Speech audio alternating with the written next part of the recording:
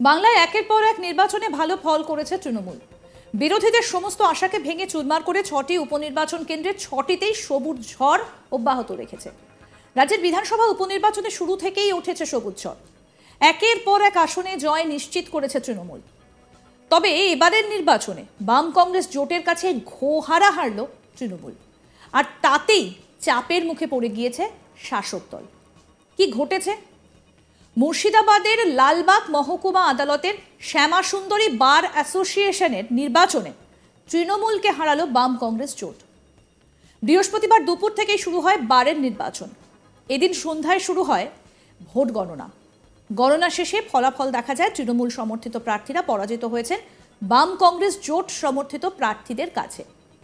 এদিনের নির্বাচনে 210 জন ভোটারের মধ্যে 207টি ভোট পড়ে।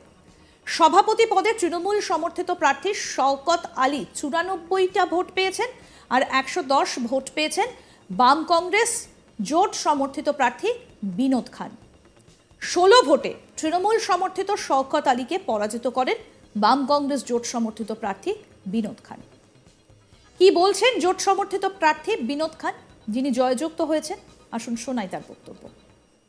আমি 16 ভোটে জিতেছি, আর ভোটার হচ্ছে 210 জন টোটাল, আর ভোট পড়েছে 207টা। আর আমাদের বিরোধী পেয়েছে 94টা এবং আমি পেয়েছি 110টা। আমি সভাপতি পদে, প্রেসিডেন্ট পদে। আমরা তৃণমূলের লিগ্যাল সেলকে হারালাম। আমরা জোট আমাদের জোট এআইইউ এবং পশ্চিমবঙ্গ আমরা বামপন্থী সমর্থিত এবং জোটের করে। আমি 16 ভোটে জিতেছি, আর ভোটার হচ্ছে 210 জন টোটাল, আর ভোট পড়েছে 207টা। আর আমাদের বিরোধী পেয়েছে 94টা এবং আমি পেয়েছি 110টা। আমি সভাপতি পদে, প্রেসিডেন্ট পদে। আমরা তৃণমূলের লিগ্যাল সেলকে হারালাম। আমরা জোট আমাদের জোট এআইইউ এবং পশ্চিমবঙ্গ আমরা বামপন্থী সমর্থিত এবং জোটের করে। আমি 16 ভোটে জিতেছি। অন্যদিকে সম্পাদক পদে তৃণমূল সমর্থিত প্রার্থী সরকারি আইনজীবী পুলক মুখার্জিকে 40 ভোটে পরাজিত করেন বাম কংগ্রেস জোট সমর্থিত প্রার্থী মলয় মুখার্জি। পুলক মুখার্জি 81 ভোট পান, অন্যদিকে মলয় মুখার্জি পান 121টি ভোট।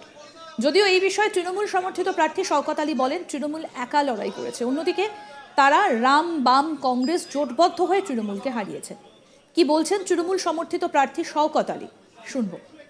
আজকে যে নির্বাচন ছিল সেটা ছিল আমরা যেহেতু শাসকপন্থী, তৃণমূলের বিরুদ্ধে রাম বাম ডান সবার যৌথ একটা প্রচেষ্টা, সেই প্রচেষ্টায় তারা সফল হয়েছে। তাদের যৌথ প্রচেষ্টা ছিল যে কোনো মূল্যে সরকার পক্ষের যে প্রার্থী তাদেরকে হারাতে হবে, সেটা তারা সে উদ্দেশ্যে সফল হয়েছে। যদিও বা দূরত্ব খুব বেশি নয়, আমার সঙ্গে সম্ভবত 13 বা 14 ভোটের ব্যবধানে তারা জয়লাভ করেছে।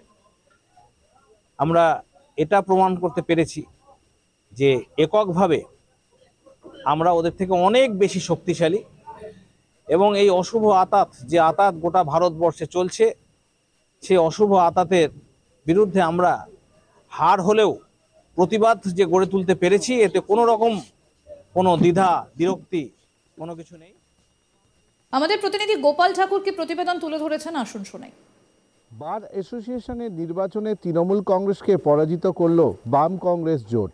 লালবাগ মহকুমার আদালতে শ্যামা সুন্দরী বার অ্যাসোসিয়েশনের নির্বাচনের তৃণমূল সমর্থিত প্রার্থীদের পরাজিত করলেন বাম কংগ্রেস সমর্থিত প্রার্থীরা। গতকাল বৃহস্পতিবার মুর্শিদাবাদ জেলার লালবাগ মহকুমার আদালতের শ্যামা সুন্দরী বার অ্যাসোসিয়েশনের নির্বাচন অনুষ্ঠিত হয়। সকাল থেকে চলছিল নির্বাচন এবং ভোটদান প্রয়োগ। যে নির্বাচনের সারাদিনের নির্বাচনের পর সন্ধ্যাবেলায় গণনা শুরু হয়, আর গণনা শেষে দেখা যায় যে ফলাফলে রীতিমতো শাসক দলের সমর্থিত প্রার্থীদের পরাজিত করেছেন বাম কংগ্রেস জোটের সমর্থিত প্রার্থীরা।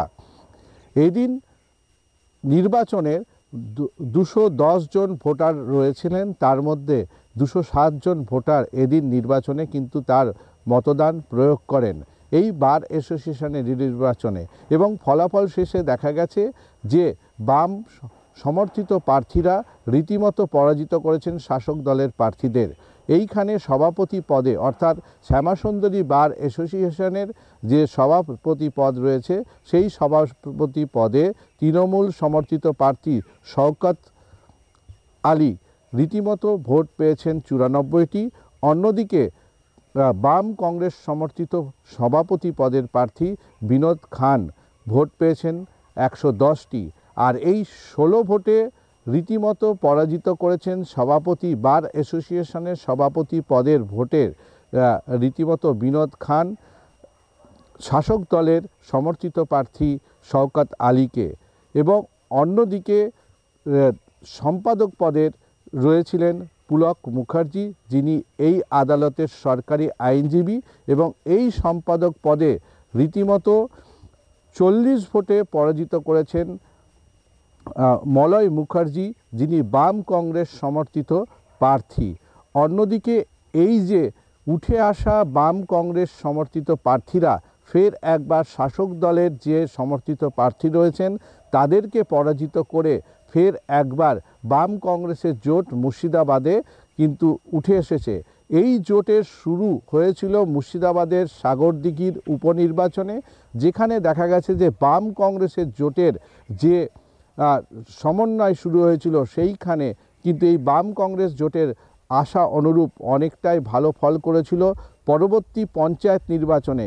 কিন্তু পঞ্চায়েত নির্বাচনের পর সেই আশায় বুক বেঁধেছিল বাম কংগ্রেস এবং এই মুর্শিদাবাদ লোকসভা নির্বাচনের ক্ষেত্রে লোকসভা 2024-এর বামেদের রাজ্য সম্পাদক মোহাম্মদ সেলিমকে প্রার্থী করা হয়েছিল বাম কংগ্রেসের জোট হিসেবে। এবং তারপরে যদিও সেই জোট টেকেনি বা আশার অনুরূপ ফল দিতে পারেনি এবং সেখানে দুবারের বিজয়ী তৃণমূল কংগ্রেসের সমর্থিত প্রার্থী লোকসভা নির্বাচনে আবু তাহের খান ফের জয়ী হয়েছে। কিন্তু এই যে জোট সেই জোট কিন্তু যে সাগরদিঘির উপনির্বাচনে শুরু হয়েছিল বাইরন বিশ্বাস যা এক জোট রাজ্যের ক্ষেত্রে বিকল্প একটা রাস্তা বা পথ দেখিয়েছিল রাজনৈতিকভাবে, সেই পথের ফের একবার এই নির্বাচনের মধ্যে দিয়ে উঠে আসলো এই বাম কংগ্রেসের যে জয় যা শাসক দলকে পরাজিত করেছে। এই রকম পরপর বিভিন্ন নির্বাচনে কিন্তু এই ধরনের ফলাফল আসছে এবং এই ফলাফল দিয়ে দেখা যাচ্ছে। অন্যদিকে শওকত আলী, যিনি এই সভাপতি পদে নির্বাচন করেছেন, তিনি বলেছেন যে এখানে বাম ও কংগ্রেস ঐক্যবদ্ধ হয়ে তাদের বিরুদ্ধে লড়েছে, কিন্তু তৃণমূল একাই কিন্তু এই নির্বাচনে লড়াই করেছে। বাংলা সাবস্ক্রাইব করুন।